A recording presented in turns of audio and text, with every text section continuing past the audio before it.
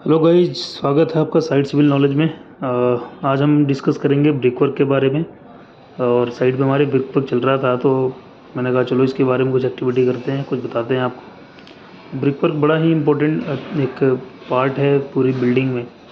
और हालांकि एक स्ट्रक्चर का पार्ट नहीं है, ये फिनिशिंग का पार्ट है, लेकिन फिर भी बड़ा ही इंपॉर्टेंट रोल है। चाहे वो किसी तरह का ब्रिक वर्क हो, 4 इंच हो, 9 इंच हो, पार्टीशन वॉल हो, लोड बेरिंग वॉल हो, जैसे भी वॉल हो।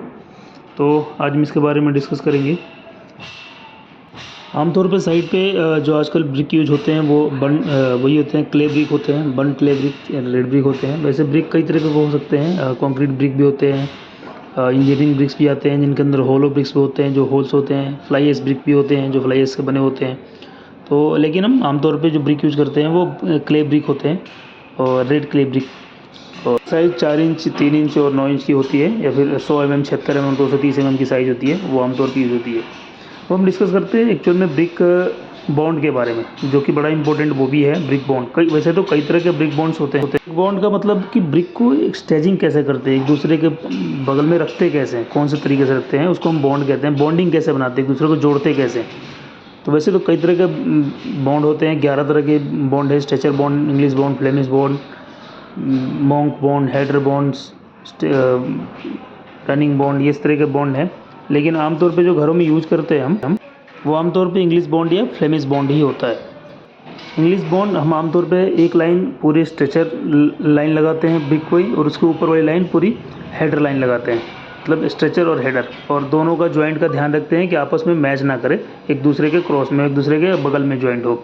तो ऐसे लगाते हैं, स्ट्रेचर पूरी एक लाइन लगा दी, फिर उसके ऊपर हेडर की लाइन रख दी बॉन्ड की सबसे। फिर फ्लेमिश बॉन्ड की बात करें, फ्लेमिश बॉन्ड में एक ही लाइन में क्या करते हैं हम, एक ही लाइन में पहले एक हेडर को रखेंगे ईंट को, फिर एक स्ट्रेचर को रखेंगे, फिर एक हेडर को रखेंगे, फिर एक स्ट्रेचर को रखेंगे। एक ही लाइन में स्ट्रेचर और हेडर दोनों से होंगे, और इनका भी लाइनिंग जो होती है, जो रैगिंग होती है, वो मैच नहीं करनी चाहिए, इसका ध्यान रखेंगे।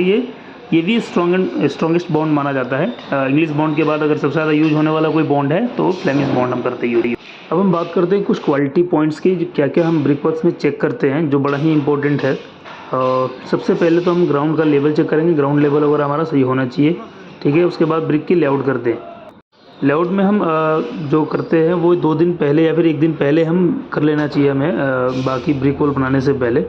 और लेआउट में जो मोटार की थिकनेस रखते हैं हम 20 या 25 mm रख सकते हैं। बाकी पूरी वॉल में मोटार का थिकनेस 10 mm से 12 mm तक होना चाहिए, इससे ज़्यादा नहीं होना चाहिए। तो ब्रिक हम यूज करने वाले हैं वो पूरी तरह से शेप और साइज़ में होने चाहिए। उसकी क्वालिटी टेस्टिंग कर लेनी चाहिए। ऑन साइट टेस्टिंग भी होती है और लैब टेस्टिंग भी होती है।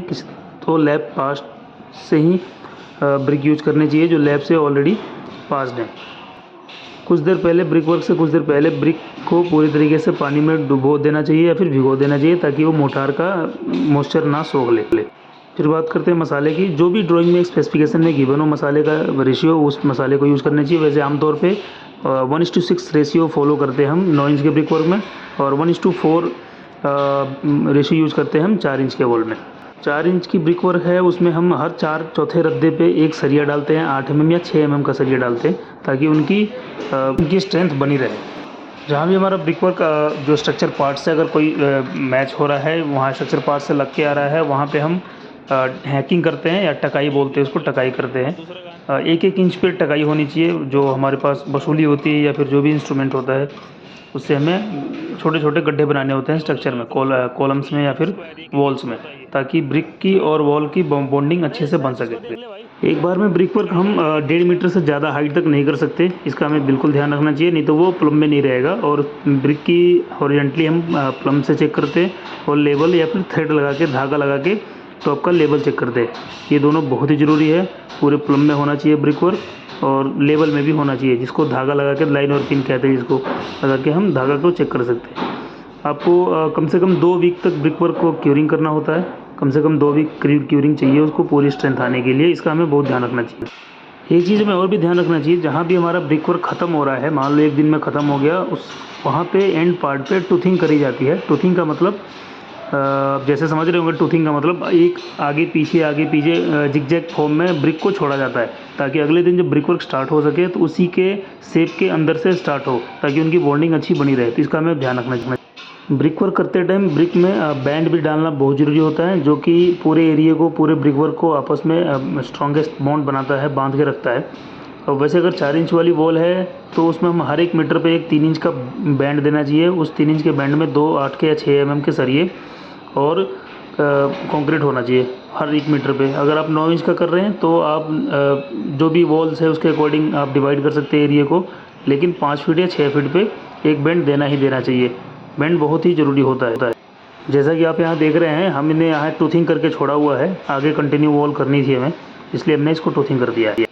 फिर मिलते हैं नेक्स्ट वीडियो में, अगले पार्ट में किसी और वर्क को लेकर डिस्कस करेंगे हम। तब तक के लिए थैंक यू, धन्यवाद वॉच करने के लिए। अपने दोस्तों के साथ शेयर कीजिए और सब्सक्राइब कीजिए इस चैनल को, ताकि और भी आप जानकारी हासिल कर सकें कंस्ट्रक्शन के बारे में। Thank you.